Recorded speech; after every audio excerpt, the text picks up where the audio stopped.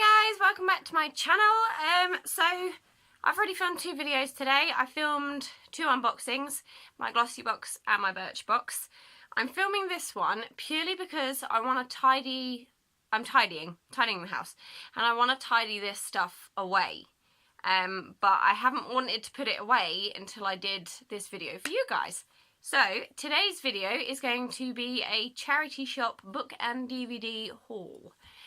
So if you don't know what a charity shop is, I think it's just like a thrift store or something like that in America. It's basically where people donate their unwanted items to the shop, then the shop sells them for money to raise money for their charities. So before I get into this video, I just want to say I hope you enjoy it, and if you do, please give it a thumbs up and subscribe to my channel, because if you are new, you do not want to miss out, and if you're coming back, then welcome back. I've missed you guys. So yeah, the other day because I'm off for the half term, so I went into town with my dad. I took my trusty Princess Disney bag with me, prepared, and we did what we call charity shop run. So basically we go through and round all the charity shops in where we live in Colchester, and we look at the books, we look at the DVDs. We don't particularly look at clothes. Not that I'm against people buying clothes from charity shops, just I personally don't tend to look.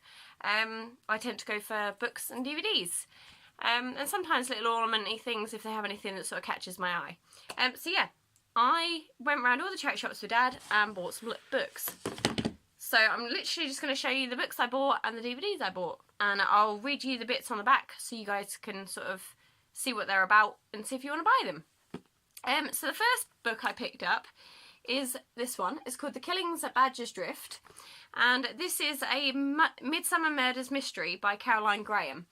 So as as sort of young teenagers, me and my sister used to sit and watch Midsummer Murders with my mum and dad, and we absolutely love the series. I would sit and watch it on TV. I'm talking the original Midsummer Murders with John Nettles as Inspector Barnaby, not the new guy. Not that there's anything wrong with him, just prefer John Nettles. So anyway, this is the first book and the first film, if you've seen the films. She didn't actually write that many books. I think there's about 5 or 6. Hang on, I'll have a look. 1, 2, 3, 4, 5, 6, 7. There's actually 7 books that she did, and then I think it was ITV did like spin-offs and created their own sort of stories from her books. So yeah, this is The Killings at Badger's Drift. This was £1, and it just says, the village of Badger's Drift is the essence of tranquility, but when resident and well-loved spinster Miss Simpson takes a stroll into the nearby woods, she stumbles across something she was never meant to see, and there's only one way to keep her quiet. Miss Simpson's death is not suspicious, say the villagers, but Miss Lucy Bellringer refuses to rest. Her friend has been murdered, and she is sure of it. She calls on Detective Chief Inspector Barnaby to investigate, and it isn't long until the previously unseen, seamy side of Badger's Drift is brought to light. But as old rivalries, past loves, and new scandals surface, the next murder is not far away. So yeah, I am halfway through this book. I already know the story because I've seen the TV one about 1,000,000 times, but I love it. So yeah, I'm going to keep an eye out for the other books. Let me know if you read any of these, because I do love them. The next thing I picked up is a book by Mahari McFarlane. I hope I pronounced that right. And it's called Here's Looking at You. This is what it looks like. This was also £1. And yeah, I'll just read you the back. It says, Anna Alessi, history expert, professor of a lot of hair and an occasionally filthy mouth, seeks nice man for intelligent conversation of Mills and Boone moments. Despite the oddballs she keeps meeting on dates, Anna couldn't be happier. As a 30-something with a job she loves, life has turned out better than she dared dream. However, things weren't always this way, and her years spent as the Italian galleon of East London Comprehensive are the ones she'd rather forget. So when James Fraser, the architect of Anna's final humiliation at school, walks back into her life, her world is turned upside down. But James seems a changed man, polite, mature, funny even. People can change, right? So why does Anna feel like she's a fool to trust him? So yeah, I thought this one sounded really good. And I do like Avon books. purely because they give you like a little chart on the back that tells you what is included. So yeah, they have like a list of things like humour, tearjerker, drama, friendship, love, and I think this book has most of those. So it's quite nice. It sort of gives you a little bit of what you're going to have in it without having to read it. Because, you know, if you're not into the whole lovey-dovey side of things, then it's sort of nicer to know that before you're going to read it. So the next book I picked up, and I have picked this one up before, and then I gave it away because I thought I'm not going to read it. And when I saw it, I picked it back up again, and I thought, no, commit. You can do it. So I picked up Wicked. I've seen The Wizard of Oz about a million times, and obviously this loosely links. It's by Gregory Maguire, and it's the life and times of the Wicked Witch of the West. So yeah. And obviously this is a huge musical in London, and I do actually really want to go and see it. So it says, fall under the wicked spell. When Dorothy triumphed over the Wicked Witch of the West in this classic novel, in the classic novel, The Wonderful Wizard of Oz, we only heard one side of the story. But what of her arch nemesis, the mysterious witch? Long before Dorothy drops in, a girl is born in Oz with emerald green skin. Now, I'm going to try and pronounce this, but I'm not convinced. Elphaba? I'm going to go with Elphaba. I think that sounds nicer. Who will grow up to become the infamous witch. If I'm pronouncing this wrong, somebody tell me in the comments down below how it's meant to be pronounced. So yeah, who will grow up to become the infamous witch is a smart, prickly and misunderstood creature who challenges all our preconceived ideas about the nature of good and evil, taking readers past the yellow brick road and into a phantasmagoric world. Gregory Maguire's novel is a rich and triumphant feature of imagination and allegory. It is an acclaimed New York Times bestseller and the inspiration for a hit Broadway musical. And this book has sold over 2 million copies. So I'm committing to it this time. I'm not going to get rid of it, and I am going to properly read it. So I'll let you know when I have.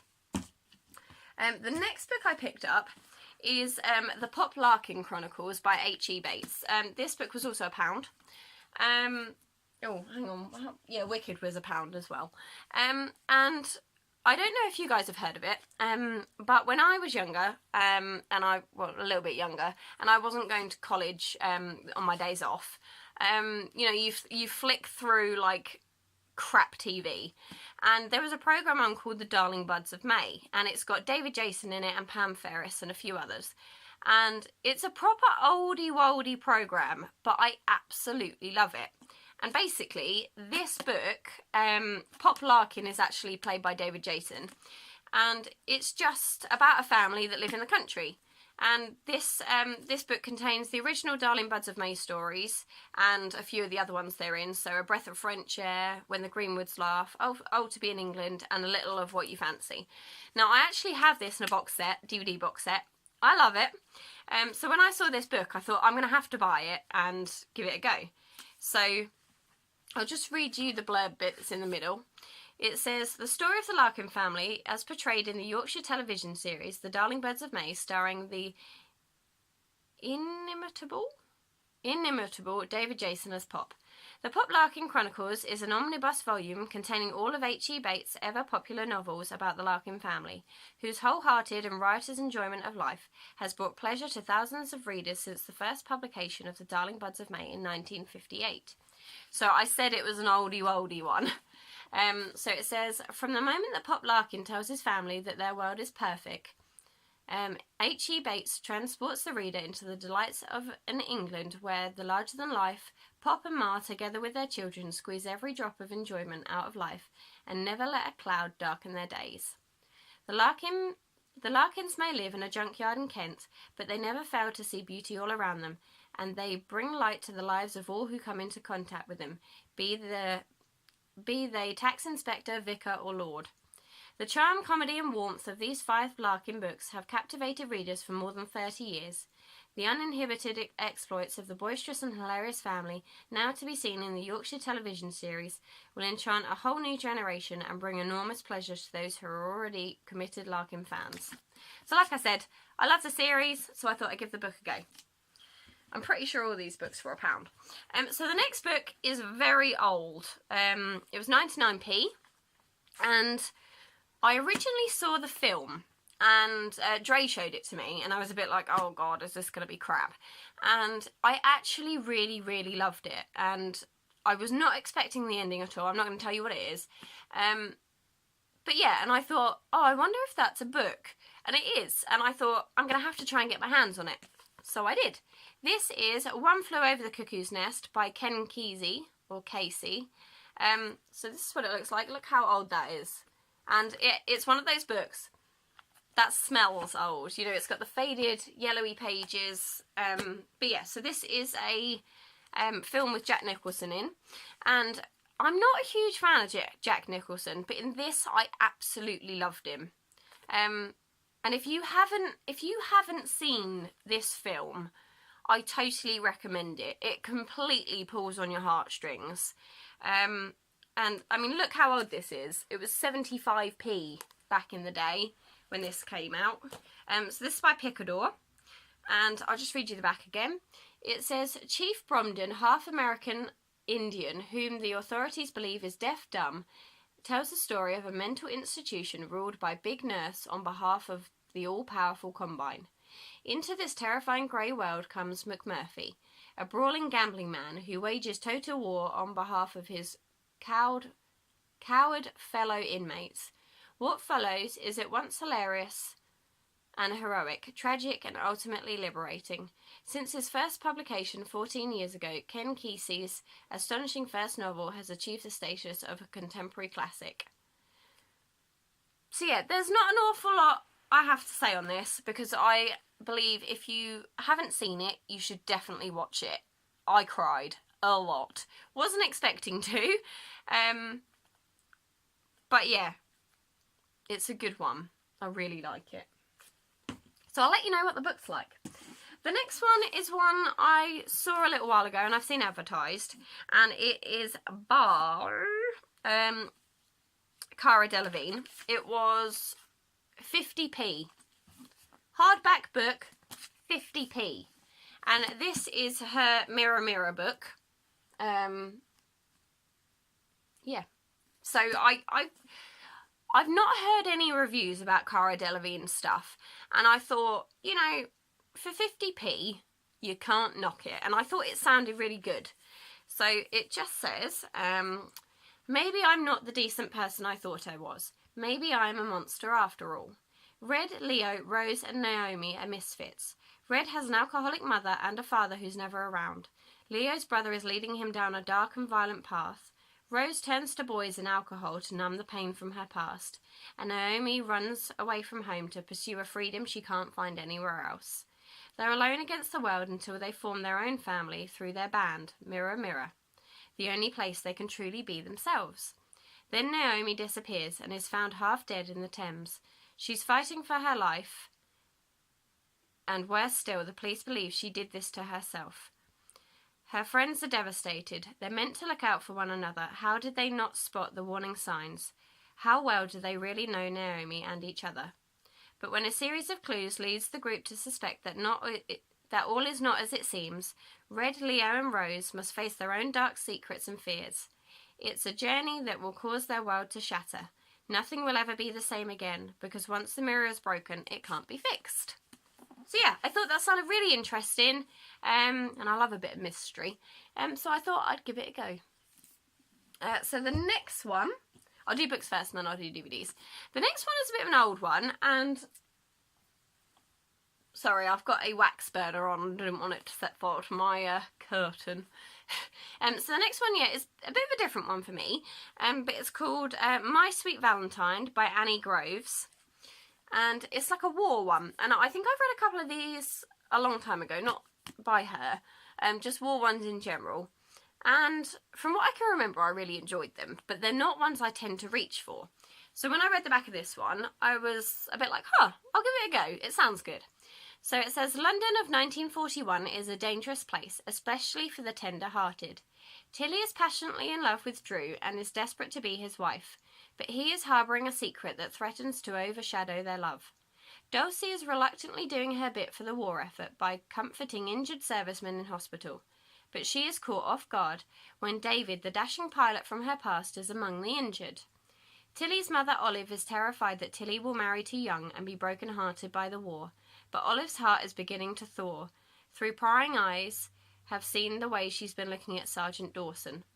As Valentine's Day approaches, the perils of war threaten all matters of the heart, and life as the women know it will never be the same again. So yeah, I thought that sounded really, really good, and something a little bit different. So the next one... this is the end of the books I bought. My dad actually gave me 2 that he was going to get rid of, so I'll go on to those in a minute. The next one is called One Moment, One Morning, and it's by Sarah Rayner, and yeah, another one that I thought sounded really good. All these books, by the way, apart from the Cara Delevingne one, were £1. The Cara Delevingne one was 50p. So yeah, it says... The 7:44 train from Brighton to London, carriages packed with commuters. One woman occupies her time observing the people around her. Opposite, a girl applies her makeup. Across the aisle, a husband strokes his wife's hand. Further along, a woman flicks through a glossy magazine. Then abruptly, everything changes. A man collapses, the train is stopped, an ambulance called, and for 3 passengers that particular morning, life will never be the same again. So yeah, I wasn't completely drawn in by this one, but I thought, it sounds kind of interesting, and I want to know why their life isn't going to be the same again after that. So yeah. And so the next 2 are books, like I said, that my dad gave me that he was getting rid of. And just a bit of background on the first one. My dad has always been into things like Dad's Army. I'm trying to think of some other random ones he likes. Mind gone blank. Anyway, and as a kid, we used to sit and watch Alan Partridge with him. And I know what you're saying, and I know exactly what you're thinking. Really? Alan Partridge?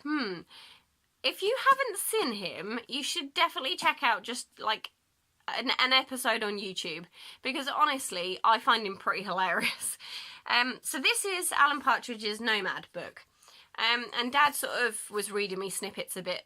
I can't talk today. Every time I went to sort of see him and things. And I thought, you know, that sounds pretty good. And when he said he was getting rid of it, I was like, oh, actually, I'd like to read it. So I'll give it a go. So yeah, this is written by Alan Partridge as him. Obviously, the guy that plays Alan Partridge is Steve Coogan.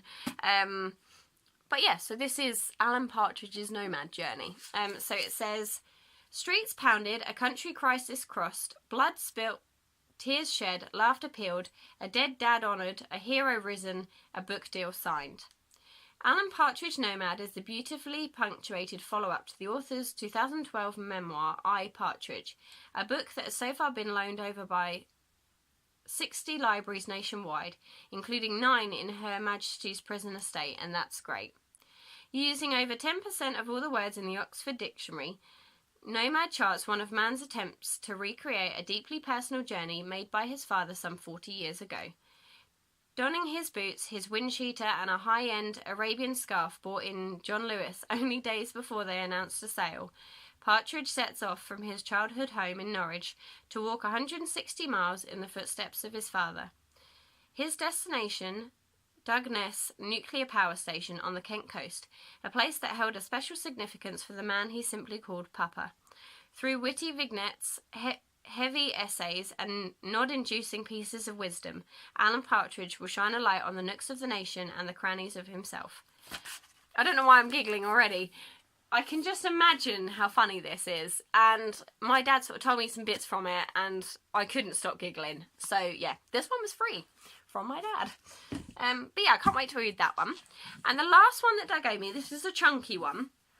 And this actually happened 45 minutes away from where I live. This is The Murders at White House Farm. The Jeremy Bamber and the Killing of His Family, The Definitive Investigation by Carol Ann Lee. And like I said, yeah, it happened about 45 minutes away from where I live. And it's always been something that sort of interested me. I know that sounds weird, but does anyone else watch like serial killer documentaries and read serial killer books? Because I'm hoping it's not just me. But I find things like real life crimes really, really interesting. As terrible as they are, I just find them really interesting to know a little bit more about them. So I'll just read you basically what the Murders of White House Farm blurb bit is about. And yeah, if you have any insights, let me know. So it says, light spilled from the windows of White House Farm, and inside a dog whimpered as Essex police approached on the 7th of August 1985. When they entered, they found the bodies of Neville and June Bamber, their daughter Sheila and her 2 young sons. It looked as if Sheila had shot them all before turning the gun on herself. As the media destroyed Sheila's reputation, horrified relatives became suspicious of her brother Jeremy's behaviour. Had he committed the murders in order to inherit from his wealthy parents? Dramatic new evidence suggested he had, and he was convicted the following year. He has always protested his innocence. Drawing on extensive new research, including correspondence with Jeremy Bamber, Carol Ann Lee describes the years of rising tension in the family that culminated in the murders, and takes us through the twists and turns of the investigation and the trial. Scrupulously fair, the Murders at White House Farm is an absorbing portrait of a family, a time, and a place, and a gripping account of one of Britain's most notorious crimes. So yeah, I thought that sounded really interesting, and as it's quite close to here, it's always been something that sort of interested me. And when Dad said he was getting rid of this, I couldn't wait to get my hands on it, to be honest. Right, the last few bits are DVDs. So the first thing I picked up is the Miranda first and second series box set. This was $1.99, and I started watching the first series yesterday. I have never pissed my pants so hard in my whole life. I love Miranda. I've read both of her books, and I think she's amazing. So if you're out there, Miss Miranda Hart, I love you. I think she's brilliant. Dre doesn't particularly find her very funny, but he's a boy, so he's crap. But I think she's brilliant. And the next 2 things I picked up, this is the last 2, are the Gavin and Stacey Series 1 and Series 2. These were 50p each, so the £1 for Series 1 and 2. And I can't wait to watch them. I've seen sort of episodes on TV and things when I've been sort of scanning through, and yeah, I can't wait to watch these. They're funny. But yeah, Miranda has a special place in my heart because I think she is brilliant. So yeah, I hope you've enjoyed my charity shop DVD and book haul video. If you did, please give this video a thumbs up and subscribe to my channel because that would be super awesome. And if you've read any of these books or watched any of these DVDs, comment down below and let me know what you think, because why not? Let's get a conversation going. I love books, I love DVDs. Chat to me. So yeah, I hope you all enjoyed this video, and I will see you guys very soon. Take care. Bye!